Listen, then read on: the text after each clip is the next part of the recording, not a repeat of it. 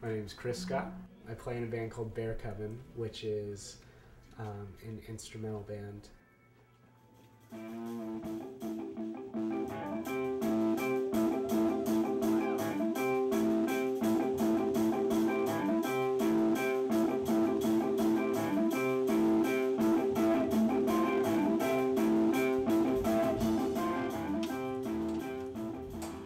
Bearcubbin was started when the Jezebel Spirits bass player left. Mike and James, like their band Moses' Smell the Roses, was kind of like on the decline.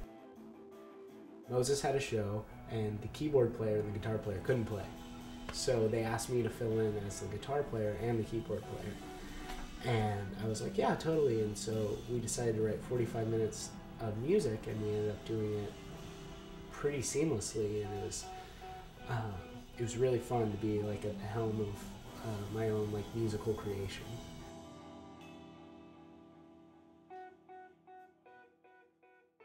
Like I come up with like the initial ideas and stuff, and a lot of them are just like initial ideas and initial loops that I have that I like playing around with. A new song we've been working on, hopefully for the next record, and like I've just been tooling around with some cool stuff on like how to make it sound cool. So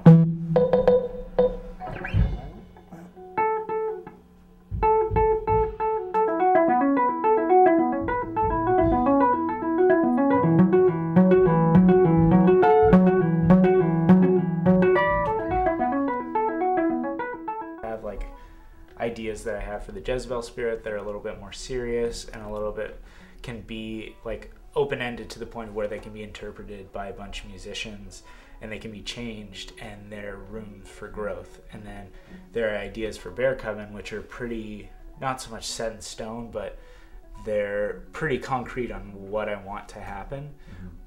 But Mike and James, like how they interpreted those things makes the album and the music what it is. Their live interpretations and the note choices and the rhythm choices that James chooses for bass, and the way Mike interprets the rhythms and like the feel of the song, and then their actual input of like, oh, why don't you try this? Why don't you try this? Why don't we take it halftime? There needs to be something else here. Like, we need a B section. Like, we can't survive on this for very long. Like, their input makes the band what it is.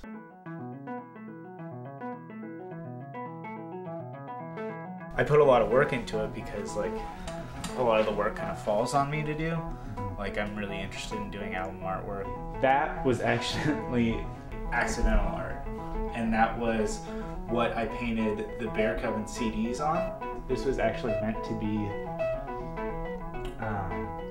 the album cover for Remember, Always Obey, You'll Live Longer That Way by the Jezebel Spirit, our last album. It's almost like musical ADD, honestly. During the recording process, I was kind of controlling, and the fact that like I'd sit in on like everyone's tracks, and like the mixing session was me, and the engineer being me, basically like writing, you know, huge long lists of like, okay, this needs to be changed, this needs to be more intense here, what can we do to change this, like the feel isn't right, okay, this was a bad experiment, well, it needs something more here. And like the mixing process was by far way longer than the recording process, because it was kind of taking all these ideas and then figuring out how to translate the feeling that I get live from them to getting that same feeling on tape.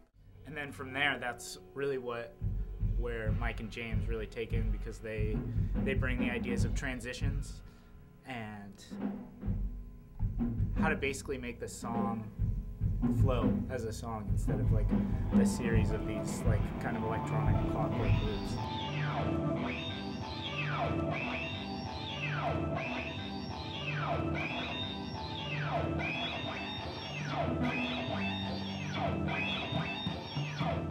I was under the impression basically that you had to make it, and you had to get some suit someplace with a record contract to like pay for you to go tour and all that kind of stuff, and like that's really not the case. Like the case is you can make a record and you can put it online.